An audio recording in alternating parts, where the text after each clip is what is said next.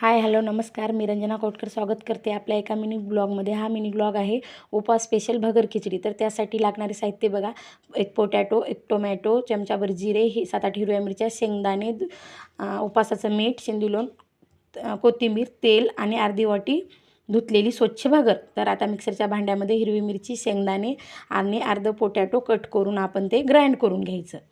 Grind करून घेतल्यानंतर आता गॅसची फ्लेम ऑन करून घ्यायचं, त्यावर पातेलं ठेवून घ्यायचं, त्यामध्ये 2 ते 3 चमचे तेल टाकून घ्यायचं।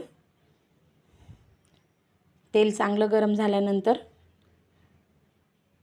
त्यामध्ये आता जिरे टाकून घ्यायचं। जिरे चांगले तडतडले की त्यामध्ये अर्धा कट, जे बाकीचा राहिलेला अर्धा कट गेलेला पोटॅटो टाकून घ्यायचं आणि नंतर मग ते मिश्रण टाकून घ्यायचं, आपण हिरव्या मिरचीचं, पोटॅटो आणि शेंगदाण्याचं केलेलं, आणि त्याला मस्त गोल्डन कलर येईपर्यंत फ्राय करून घ्यायचं। ही उपवास भगर खिचडी ताईंनो एकदा नक्की करून पहा, इतकी छान लागते ना, खूप छान लागतं। तर तुम्ही म्हणसाल आता की उपवासाला कोथिंबीर चालत नाही, जिरे टाकत नाही, तर ताईंनो मी एकादशीला, सोमवारला नाही वापरत, पण असा दुसरा कोणता उपवास असेल तर मी जिरे आणि कोथिंबीर वापरते। तर माझा गुरुवार होता म्हणून ही खिचडी, भगर खिचडी मी आज करत आहे आणि तुमच्यासोबत मला रेसिपी पण शेअर करावं।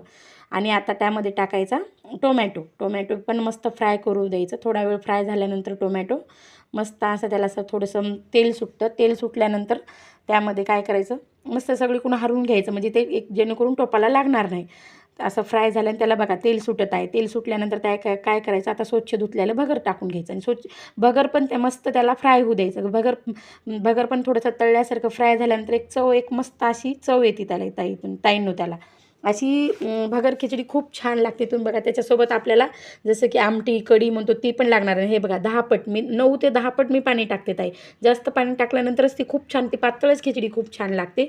हे पहा आता टाकले, त्यानंतर आता त्यात उपासाचं मीठ टाकून घ्यायचं, म्हणजेच त्याला आपण शेंदूलोण म्हणतो, आणि वरून कोथिंबीर टाकून घ्यायचं, मस्त हलवून घ्यायचं आणि त्याला मस्त आता शिजू द्यायचं, थोडंसं झाकून ठेवायचं। आणि मस्त हे बघा, मस्त आपली भगर आता शिजत आलेली आहे, पहा ती मस्त कशी एकजीव, मस्त हे बघा अशी आता आपली उपासाची भगर तयार झाली ताईंनो। तुम्हाला माझी ही रेसिपी कशी वाटली ते मला प्लीज कमेंट करून सांगा, लाईक करा, शेअर करा, सबस्क्राईब करा। थँक्यू।